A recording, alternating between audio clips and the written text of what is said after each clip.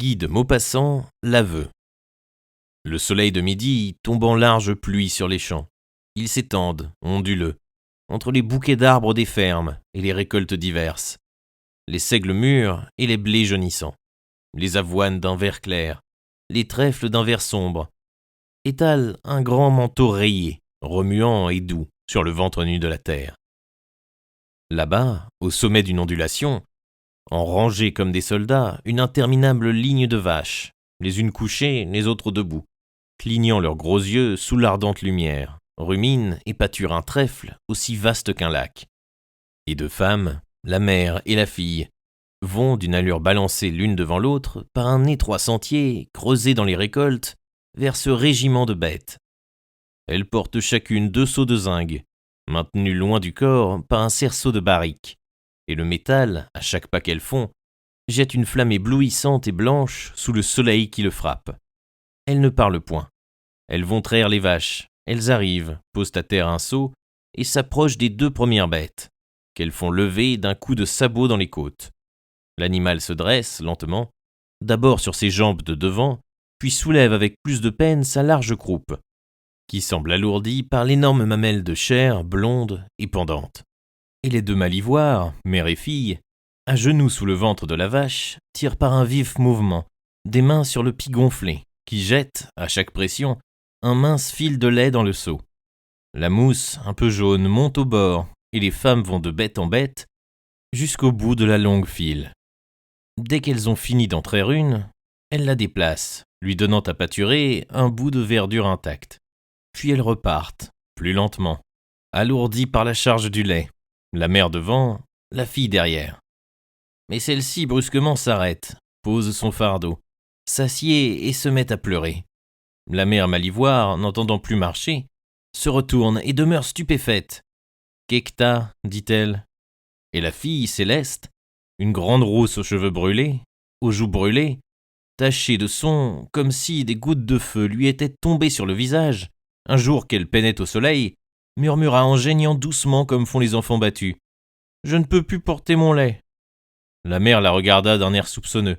Elle répéta « Qu'est que t'as » Céleste reprit, écroulée par terre entre ses 2 seaux, et se cachant les yeux avec son tablier. « Ça me tire trop, je ne peux pas. » La mère, pour la 3e fois, reprit « Qu'est que t'as donc » Et la fille gémit. « Je crois bien que me v'là grosse. » Et elle sanglota. La vieille, à son tour, posa son fardeau, tellement interdite qu'elle ne trouvait rien. Enfin, elle balbutia.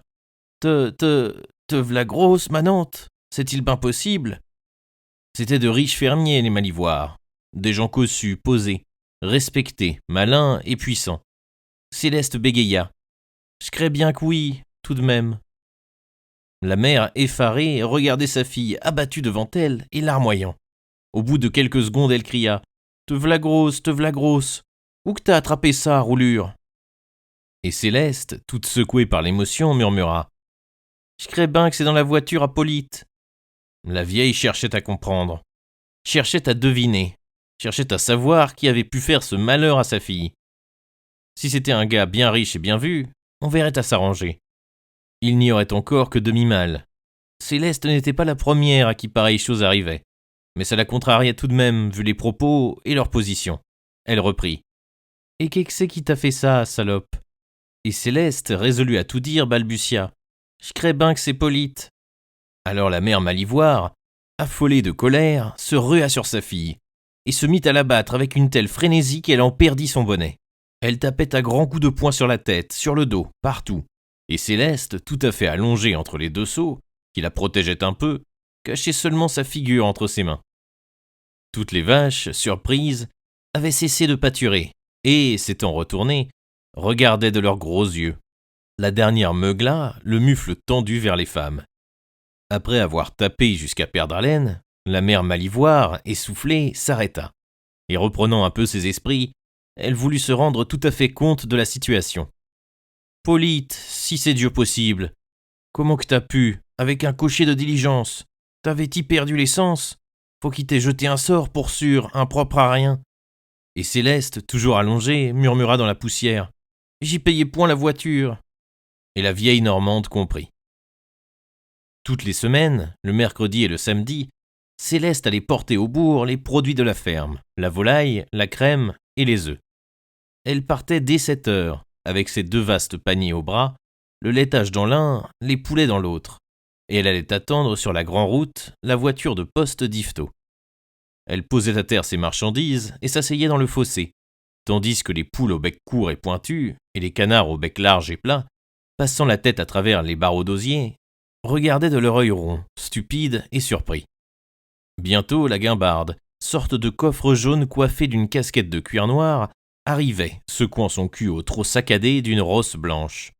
Hippolyte le cocher, un gros garçon réjoui, ventru bien que jeune, et tellement cuit par le soleil, brûlé par le vent, trempé par les averses, et teinté par l'eau-de-vie, qu'il avait la face et le cou couleur de brique, criait de loin en faisant claquer son fouet.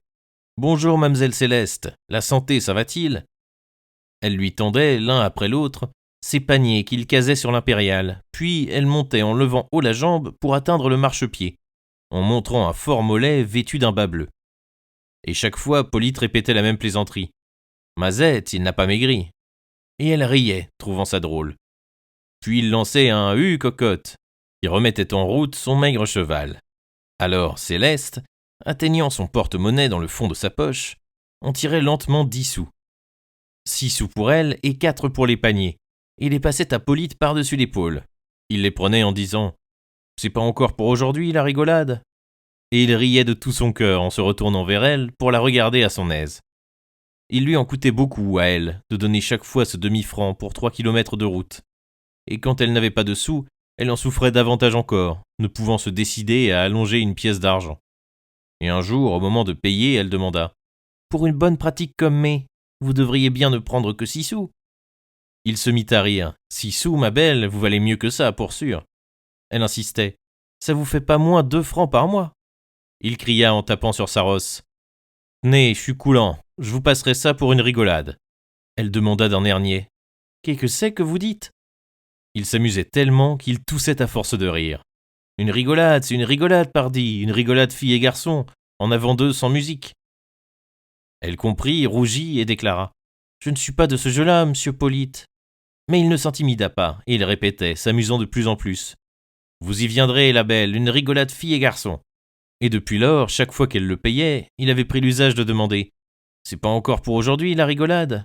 Elle plaisantait aussi là-dessus maintenant, et elle répondait « Pas pour aujourd'hui, monsieur Polyte, mais c'est pour samedi, pour sûr alors. » Et il criait en riant toujours « Entendu pour samedi, ma belle. » Mais elle calculait en dedans que depuis 2 ans que durait la chose, elle avait payé 48 francs à un Polyte, et 48 francs à la campagne ne se trouvent pas dans une ornière, et elle calculait aussi que dans 2 années encore, elle aurait payé près de 100 francs. Si bien qu'un jour de printemps qu'ils étaient seuls, comme il demandait selon sa coutume, « C'est pas encore pour aujourd'hui la rigolade ?» Elle répondit « À votre désir, monsieur Polyte. » Il ne s'étonna pas du tout et enjamba la banquette de derrière en murmurant d'un air content « Et allons donc, je savais bien qu'on y viendrait. » Et le vieux cheval blanc se mit à trottiner d'un train si doux qu'il semblait danser sur place, sourd à la voix qui criait parfois du fond de la voiture « Hue donc, cocotte, hue donc, cocotte !» 3 mois plus tard, Céleste s'aperçut qu'elle était grosse. Elle avait dit tout cela d'une voix larmoyante à sa mère, et la vieille, pâle de fureur, demanda « Combien que ça y a coûté alors ?» Céleste répondit « 4 mois, ça fait 8 francs pour sûr. » Alors la rage de la campagnarde se déchaîna éperdument, et retombant sur sa fille, elle la rebattit jusqu'à perdre le souffle. Puis s'étant relevée, « Y as-tu dit que t'étais grosse ? Mais non, pour sûr. Pour qu'est-ce que tu y as point dit ? Parce qu'il m'aurait fait payer peut-être ben. » Et la vieille songea, puis reprenant ses seaux, « Allons, lève-t'es, et tâche à venir. » Puis après un silence, elle reprit, « Et pis ne dis rien tant qu'il ne verra point, que j'y gagnons ben 6 ou 8 mois. » Et Céleste, s'étant redressée, pleurait encore. Décoiffée et bouffie, se remit en marche d'un pas lourd en murmurant « Pour sûr que j'y dirai point. »